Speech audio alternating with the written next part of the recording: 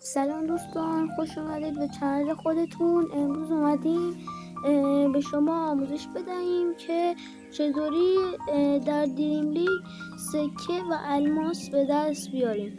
خب بریم سراغ مرحله اول. مرحله اول بخش استادیومه که استادیوم ارتقا بدین به بخش آخر برسونید. هر بازی به شما 52 تا سکه میده.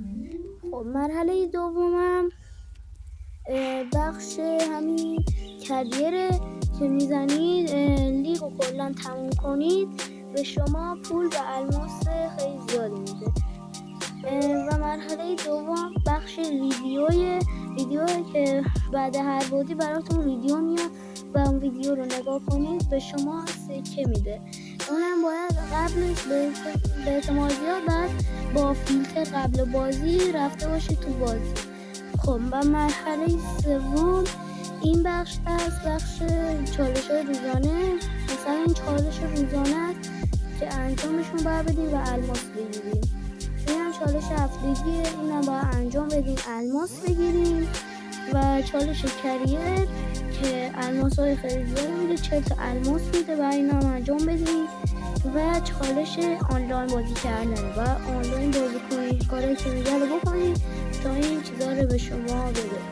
و یه بخش دیگه هم داره که وقتی آنلاین بازی کنید به شما الماس میده و بازی کنید به شما از این ایکس پی ها میده که با اینا میتونید خودتون رو ببرید بالاتر تا به رتبه اول برسید و 100 تا الماس ببرید.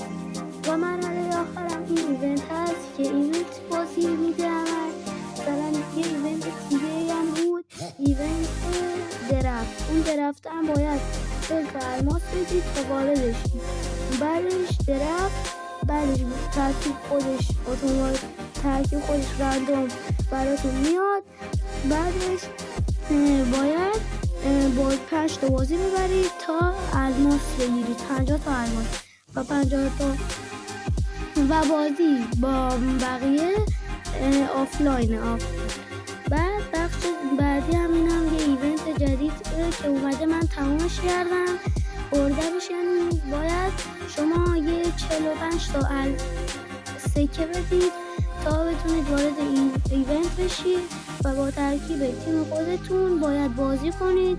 اونم بازی های آنلاین 5 تا بازی کنید، اینم 5 تا بازی آنلاین بکنید تا به شما 650 تا الماس بده.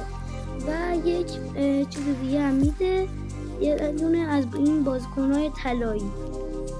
خب ممنون میشم که ویدیو رو لایک کنید و سابسکرایب کنید تا ویدیو بعدی. خدا نگهدار.